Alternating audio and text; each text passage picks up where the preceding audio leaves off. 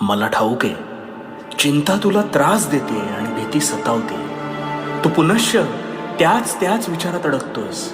यावर उपाय आता शांतपणे समजून घे. जर मन शुद्ध नाही तर त्यात जळमटही होतातच, आणि आपण नकळत त्यात कोळ्यासारखे कधी गुरफटत जातो हे आपल्यालाच कळत नाही. दुसऱ्याला दूषणं लावण्यापेक्षा स्वतःला शुद्ध बनवण्यावर लक्ष केंद्रित कर. त्यामुळे इतरांमुळे होणारा त्रास हा आपोआप कमी होईल आणि तुझे चित्त थाऱ्यावर येण्यास अधिक मदत होईल, आणि हळूहळू ही चिंता हमखास नष्ट होईल. स्वतःवर केलेले काम हे सगळ्यात श्रेष्ठ काम आहे. ते करत असताना मी आहे तुझ्या पाठीशी. कर्म शुद्ध ठेव आणि भिवू नकोस. कारण तुझ्या पाठीशी. भिवू नकोस, मी तुझ्या पाठीशी.